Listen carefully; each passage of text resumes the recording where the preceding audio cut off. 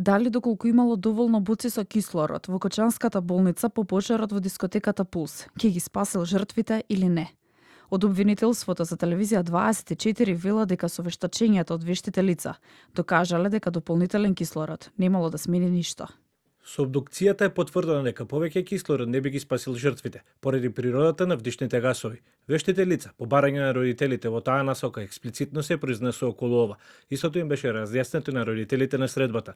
Здравствените власти пак оставаат да заврши правната постапка. Министерот за здравство Азир Алиу, без конкретен одговор дали Кочанската болница имало доволно боци со кислород кобната ноќ. Како министер за здравство, задолжение ми е да креирам политики, да ги следам тие политики како се имплементираат во здравствениот систем.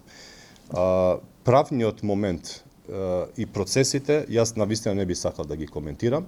Знаете дека во теке целата постапка, да оставиме на времето и да видиме каков тип на резултати ќе добиеме од таа постапка.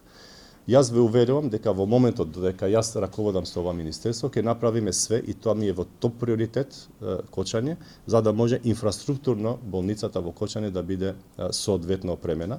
Семејствата на починатите и повредените од пожарот и по повеќе од 100 дена и 100 крика велат докрај ќе бараат правда и одговорност.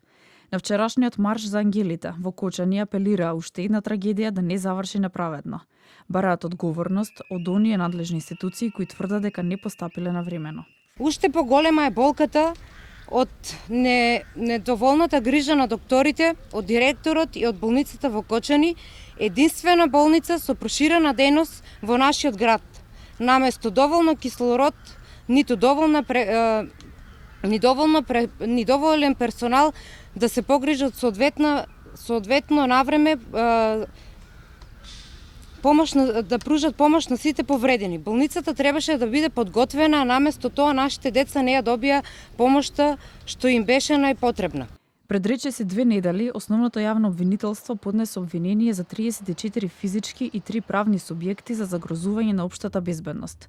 Додека во обвинителството за гонење организиран криминал и корупција се уште е отворена истрагата за полициските службеници. И до нив вчера стигна повик од семејствата да не ја одложуваат истрагата, туку како што порачаа полицајците кои требало да ја превенираат трагедијата и да ги спасат децата, треба да одговараат.